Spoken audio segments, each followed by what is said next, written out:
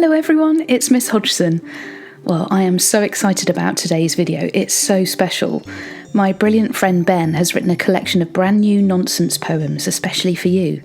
Now, these poems have never been recorded or printed before, so that makes you the very first audience. And it's not just Ben who's been brilliant either, because each poem has been illustrated especially for you by different artists from all around the UK. Now, I really hope you enjoy listening to these poems. Perhaps you might like to have a go at illustrating one yourself, or even writing your own poem. Sit back and enjoy.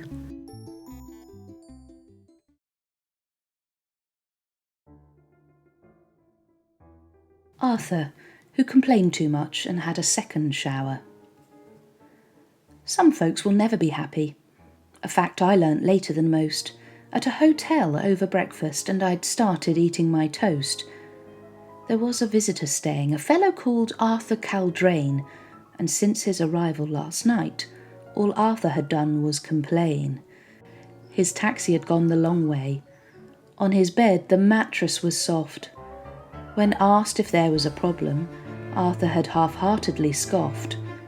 He'd packed his luggage too heavy.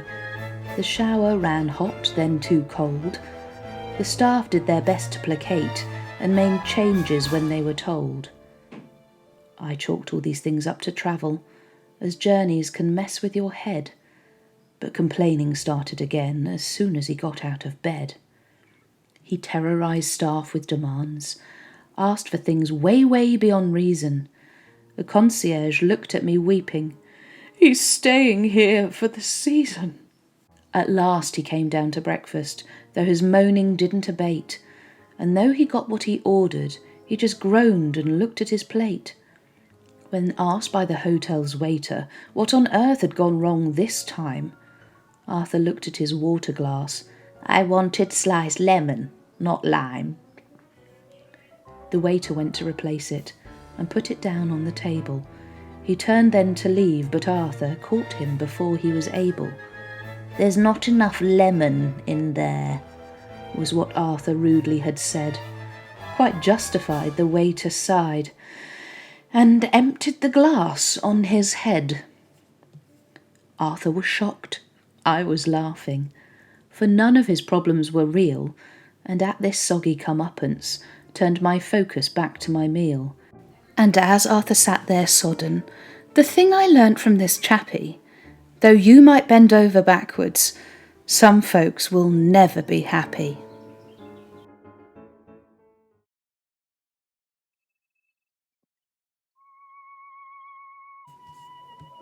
Battenberg Fairy. Somewhere in your home, in an overlooked cupboard, hides a wee little beastie you've not yet discovered. In a den in the corner of the uppermost shelf, the Battenberg Fairy lives all by herself. The Battenberg Fairy stands 6 fingers high, and out of her back she has wings like a fly. She's got short spiky hair, bright eyes as you'd think, and her clothes are alternately yellow and pink.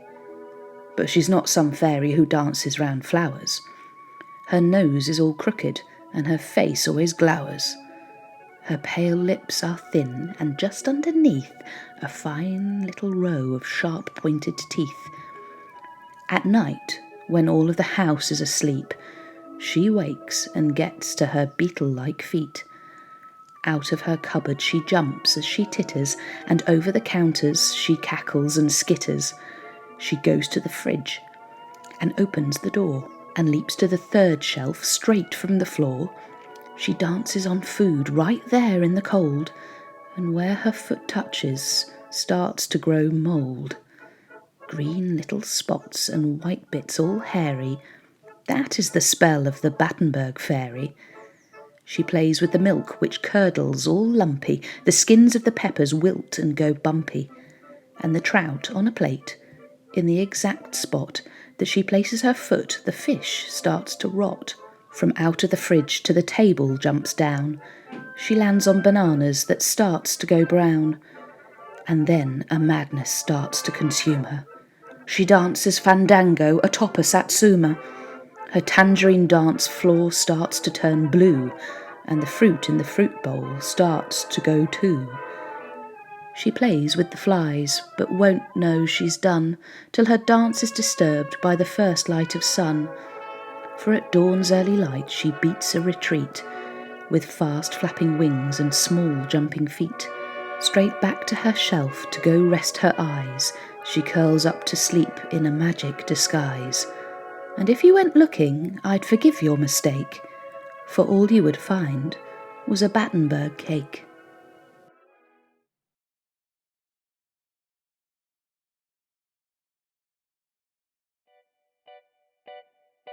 Elisabetta Hakawise.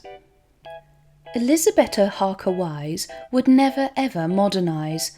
She liked the way things had been done, and loudly told to everyone that her opinion of the truth was things were better in her youth.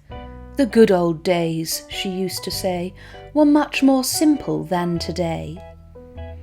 If you offered a computer, you'd have thought you'd try to shoot her. I think she would have found it nice in Age of Stone or Age of Ice. Before we'd started smelting bronze, before the world was going wrong, before our tools made us rueful, when troubles were more sabre-toothful. One day, as the sun was dawning, a flood came with a little warning. The people seized whatever floats, like fences, doors, and motorboats. The current carried off this fleet, and more from every street, until at last this sorry lot were picked up by a mega yacht. That is to say, except for one, who knew how things used to be done, and knowing what she ought to do, carved out by hand a large canoe. And if you saw the waters rise, you would have seen Miss Hakawise paddling with undue pride in her canoe against the tide. Washed out to sea, both boats turned back and started on the homeward tack. The yacht sailed on with certain ease, the motors working with the breeze. They asked Elizabeth aboard, but all she said was, "No, dear Lord!" And to prove she'd need no backing, in their wake started kayaking. But turning round, each face dismayed, the woman stuck in retrograde was nowhere for their eyes to find. Alas, she had been left behind.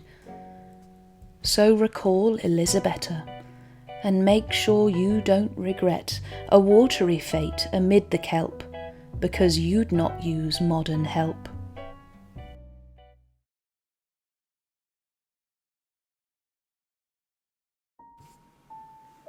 The Bazoo. The bazoo is a bird with 4 feathers. It has wings as wide as a bus, and between them is skin like old leather, which they preen with suitable fuss. The bazoo has a bill like an old boot. Its cry is hard to define. It's sort of a screech, it's sort of a hoot, and hearing it shivers your spine.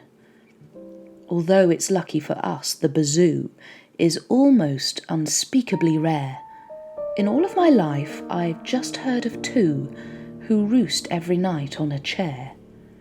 Bazoos like to eat little old ladies. They swoop down and snatch from above. Though they guzzle them down like their gravy, it's really the wrinkles they love. But I've heard of bazoos with a hunger, and I'm not sure if this is true, for meat that's considerably younger. So you must beware the bazoo.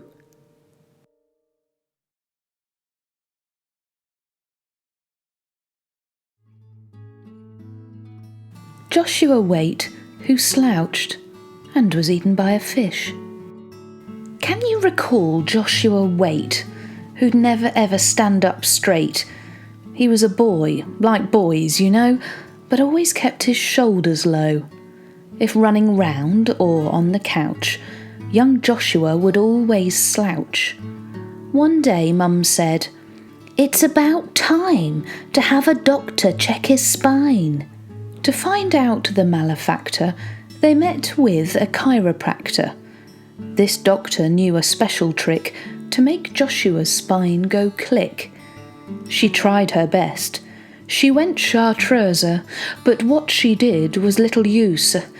For even though he went crack crack, Joshua always chose to bend right back. Mum, who had felt loster, worrying about his posture. And each day as Josh's shoulders slumps, Mother would feel down in the dumps. One day, after his deepest slouch, Joshua started crying, "Ouch!" He tried his best to stand up straight, but simply could not elevate. As turn by turn his vertebrae abandoned him and went away, and one by one his many bones each vanished from their normal homes. After 10 minutes, maybe more, Joshua flopped down on the floor, and seeing him you could not guess the boy was now this squiggling mess. But Mother knew, as mothers do. Together she put 2 and 2. Through tears she cried, "Bless his cotton socks," and scooped him up into a box. She sadly said, "What are the odds?" and stored him by Dad's fishing rods. Then, needing a pick-me-upper, nipped off for a cake and a cuppa. Upon returning from her scone, she found that Joshua had gone. Mum could not see how she'd missed him, lacking his skeletal system.